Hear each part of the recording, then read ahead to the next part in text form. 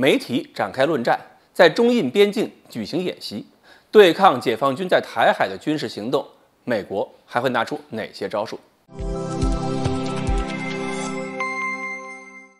各位网友，大家好，我是周小飞。首先说一个网络谣言啊，最近有人说，在中印边界上，解放军后退了2.5公里，向印度割让领土了。而实际情况是，中印两军根据双方的协议，在接触线上是各自后退2.5公里。某些新闻媒体只报道一半啊，故意隐藏了另一半。至于什么割让领土，就是有人故意造谣，引导群众去攻击中国政府和解放军。以后看哪个媒体敢接着这么说，大家直接请公安局兄弟们伺候他们。然后再说美国。面子问题对美国来讲是个大问题，因为面子意味着权威，意味着美国在国际问题上的发言权还有主导权。现在解放军包围台湾岛进行的演习已经向全世界宣布了，中国已经无视美国在台湾问题上的表态，而美国也没做什么。那么在美国看来，不管中国的意图如何，实际上都是挑战了它在太平洋的霸主地位。这就类似生态学中的生态勘概念了，两个种群在同一空间争夺同一种资源，冲突就是必然的。所以美国不可能只是看着我们的行动不管，不可能不想办法稳定台湾方面对他们的信任，更不会在印太地区造成美国在解放军面前不敢行动的印象，一定会采取各种手段，争取加强自己在太平洋的影响力，争取抵消解放军这些天演习的冲击。那么今天我们就猜测一下，美国采取一系列措施会有多大作用。首先呢，是美国航母进行了调动嘛，里根号正在向南进发，不过两天下来只走了140海里，很磨蹭，不知道他们在等什么。而在国际大环境下，首先美国和西方的一些媒体一定会先出来造势，开始连续的媒体舆论战，给欧美的民众进行新一轮洗脑，把我们的行动说成一个国家对另一个国家的侵略。这也是佩洛西一直想传播的观点。比如 CNN 在采访著名的平克·弗洛伊德乐队联合创始人、英国知名歌手罗杰·沃特斯的时候，这个记者用词就明显带有这种倾向性，被罗杰·沃特斯是指着鼻子一顿骂呀。罗杰说：“台湾本来就是中国的，不懂历史，你回去好好读读书去。”罗杰不愧为是共产党员的儿子，想当年他就是在巨幅的毛主席画像下边表演摇滚乐的。另外，英国 BBC 和中国学者高志凯也进行了一轮在线的较量，而高志凯就是学英文出身的，给国家领导人当过翻译，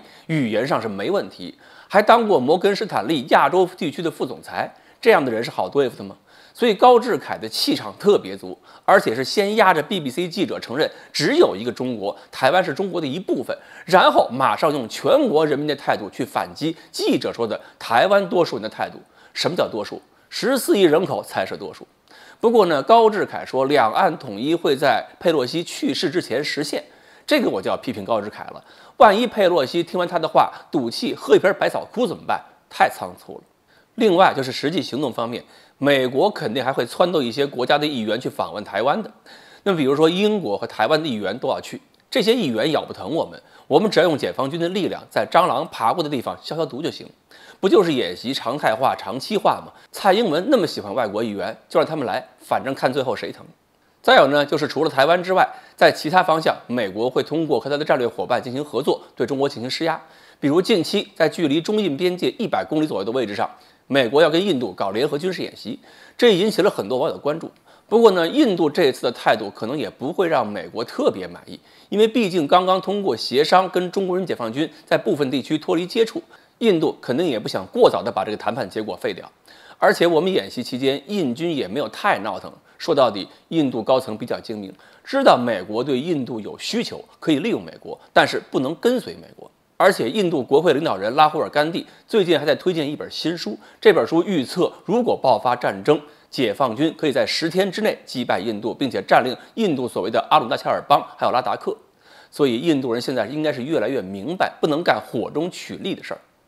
而且澳大利亚新总理对中国的态度也是不温不火，不敢得罪政治正确，也不想得罪中国，尽可能把话说的是模棱两可。新西兰呢又跟以前一样了，外交部长大谈中国跟新西兰的伟大友谊，欢迎中国跟南太平洋岛国进行交往，这就是跟美国唱反调了。所以五眼联盟国家中可不都是反华的。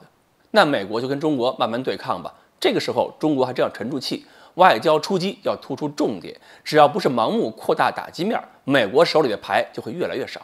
我们现在呢，硬实力确实够硬，但是软实力也确实偏软。舆论斗争中的灵活性、说服力、亲和力，在其他国家民间媒体的活动能力上都要赶紧补上。说白了，不能总是让美国和台独势力去给别人洗脑，然后挑动别的国家跟我们陷入争吵。洗脑这种事儿，我们要学，而且要学会精通。好，关于在台湾问题上，美国下一轮会如何出招？今天呢，我们就瞎猜到这里。欢迎大家继续关注我们的栏目，我们下期再聊。